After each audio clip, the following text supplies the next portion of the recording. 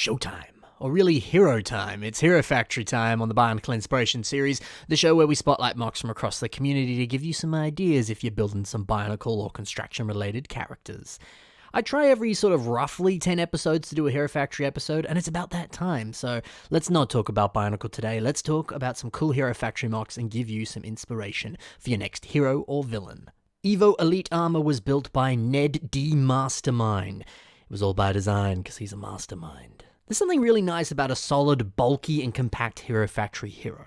I mean, CCBS is just so easy to build with, and so easy to make it look good. I mean, with all those CCBS pieces just perfectly blending one into the other on this mock, it's just really pretty, isn't it? I mean, that whole shoulder design is awesome, and okay, sure, they don't really have much of a neck going on, but I guess they're going for a very bulky, extra protective kind of armor that's needed for a specific Hero Factory mission.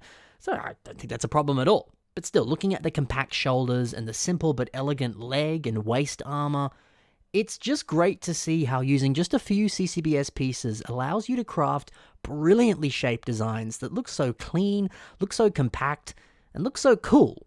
I feel like if you tried to achieve that look with Bionicle pieces, you'd need a lot more parts to do it, but Hero Factory lets you do it in a little bit more elegant and pretty way.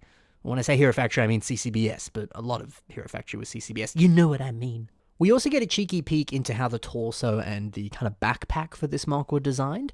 It's always nice to see the inner frames and the inner workings of a mock, and it's nice here to see that it looks like it's all built off of one of the smaller standard Hero Factory torso pieces, and then they've used a bunch of other pieces to branch off of that. We've seen similar things on other Hero Factory or CCBS related sets as well. We can see that the arm ball joint that's on the original CCBS torso piece, it doesn't appear that this is used at all.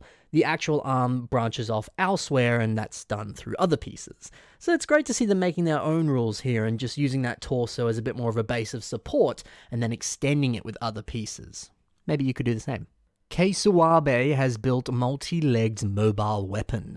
Now, I had to do a bit of a Google Translate on this one, but from the info that was available on the Twitter page that I got this from, I couldn't really find anything that said that this was specifically a Hero Factory mock. So this might not be one, it might just be their own unique creation in their own unique world, or more of a Bionicle creation. It's hard to say. But it does use Core Hunter's mask. You know Core Hunter, he's like the coolest Hero Factory set ever. And I feel like every single time I ever put him in a video, there's someone in the comments that's like, oh man, Core Hunter's the coolest Hero Factory set, he's my favorite. So, you know, whether or not this is a Hero Factory mock or not, let's look at this for inspiration. And, you know, maybe we find inspiration for revamping Core Hunter or just some cool ideas and interesting little notes that we can take for building any kind of villain mock within the Hero Factory universe. The idea of a villain with a bunch of spider legs and then a torso spawning out of the top, it's just wonderfully horrifying and such a perfect fit for the weird world of Hero Factory. These legs here, they use pieces like these big claw pieces, which came on various Invasion from Below sets, and it also uses some of these wonderful shin armor pieces, which we see on various Star Wars Ultra Build sets. Now, the spider butt on this mock is actually using pieces from that Kylo Ren figure that I showed you before.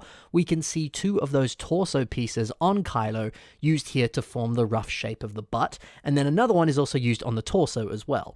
So it's great to see pieces from one of the last waves of Hero Factory, and then, of course, pieces from Star Wars Ultra Build sets too, because that's about as recent as Construction gets, which means that, hey, it's a little bit easier and possibly cheaper to get some of these parts in bulk for your collection. So if you wanted to make a design like this, it might be a little bit easier. You know, it's not using pieces from OG Bionicle sets that might be worth a little bit here. You might still be able to do this, and heck, you might even already have pieces in your collection to do something very similar to this. Plus, it looks cool, and it's nice to know that those pieces work very well with that Core Hunter mask. I really like the arm design here, using that Stronius shoulder armor piece, of course, from the set Stronius. You can see it here. That specific piece, that armor piece, and honestly every piece from that Stronius set, those are some underrated pieces. I love that shoulder armor piece, so it's great to see it used here. The big sharp claw, sort of angled part at the end of that Stronius armor piece, it's just perfect for this vibe. That big spike looks great on a villain. Now, this mock uses the same Core Hunter-style pincer weapon on both arms. It's a nice choice for this spider-like design. Not that spiders had claw hands, spikes and things. It works for that creepy vibe. Pierced through the heart, but never killed. That's what he does. You know, he stabs those Hero Factory heroes, takes their cores, and core hunts. Hence the name. BHL Studios has built Rapture. This is a nice, simple, and elegant build here. I like how effective that single trans-red Baraki eye looks here when it's up against a sea of gunmetal and black. Really brings out that wonderful villain vibe. Nice burning red. Sorry, I lost my notes here. Found it. Now, one thing that I like too, you can just see it on the torso, kind of it's not as clear in these photos. On the torso, you can see that Lego whip piece acting like a little wire that plugs into the center of the upper torso. That's a great little detail, and it's a nice way to fill in those two holes in the Hero Factory torso piece, because normally you put a Hero Factory core in there, right? But you kind of just can't do that on a villain. You can't really just slap one on because they're a villain, they're not a hero. So that and the trans brown Baraki eye piece just below it, that's a nice alternative to fill in those two little holes there.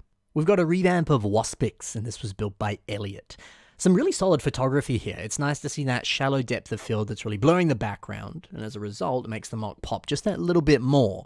So, you know, the mock is still the main focus, because there's nothing wrong with taking cool outdoor photography like this, but you gotta make sure the mock is the main subject or the main kind of focal point of the image. Otherwise, the background gets too distracting, and it's harder to actually kind of see the Lego, which is what we really want to see, right? So, good job here.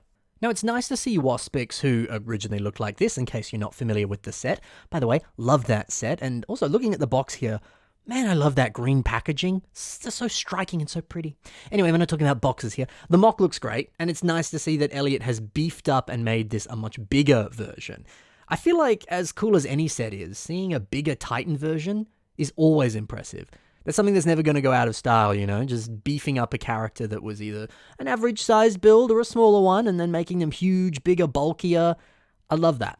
I like this weapon too. It's a nice choice to use that Mutanui shoulder piece there, the Kit orange one. It's just a good look. It fits surprisingly well. It kind of reminds me of like a bug stinger or something that you might see on a wasp. It's not really the right shape for it, but I don't know, it works. It's a nice unexpected fit. Really solid revamp here. Backpack for Hero is the name of this mock, and it's by Johnny Dye. I think this is a really cool idea. So you get yourself a decent standard Hero Factory hero, and you modify the torso just a little bit. You can see in this image here, there's a second torso behind this with a few other additional pieces on it. And then from here, you can branch off and give the hero an awesome jetpack with some cool wings and some big engines. Then you put the hero on a nice stand, and it really completes the look, and suddenly you got an awesome jetpack with some cool weapons on it. And now this average hero looks way cooler. But if you don't like jetpacks, you could change it to a cool weapon backpack thing, much like this one. And, you know, it gives the hero some extra firepower and some nice Zamisphere launchers under the arms there. It's really cool. I probably actually slightly prefer this one, although the jetpack is pretty cool too. Now, here's a look at the torso and the backpack here without the hero on the front. Now, it's not all that complex. I think the hardest parts to build here would have to be the weapons that are added on. And honestly, weapons are pretty easy and pretty fun to build, so that really wouldn't be that tough to make. So, I don't know, I think this is such a great concept that allows for so many awesome customization opportunities. It's simple, but very, very effective, and it's a great way to take a pretty decent, ordinary-looking hero and make them 1,000 times cooler. I don't know, I imagine that this could even be a way to kind of bring back Hero Factory or something. We always talk about bring back Bionicle. What about bring back Hero Factory? I love the idea of, yeah, you can customize your hero or whatever, but you can also give them a backpack and, you know, switch it out for wings, switch it out for bigger guns or whatever. It's just that further step of customization that suddenly makes this a way cooler toy to play with. I don't know, it could actually be a cool idea for future sets if you're listening, Lego. Anyway, that's just something from my wildest dreams, whatever. If that ever happens, that'd be awesome. I'd totally buy those sets. But you can build it yourself. You can make it your own mock. Because it's a simple concept, but the execution does so much and looks so cool. So that's it for this episode of the Hero Factory Inspiration Series. Hopefully you got some ideas for some heroes and villains that you might be building right now or in the future. If you liked the mocks that you saw today and you want to check out some of the other stuff from these builders, be sure to check the links in the description below. All the information you need is there. Be sure to check out what those guys have done. They've got a lot of other cool stuff that you could look at. Also in the description below is the submission email. It's also on your screen right now. So if you want to submit your own stuff and see it on the show, you can do so. It's just that email. Send me an email. I'll do my best to feature your mock in a future episode. My social media is also in the description below. If you want to check that out, you can see what I've got going on over there. Thank you so much for watching, guys. Happy building. Bye-bye, baby.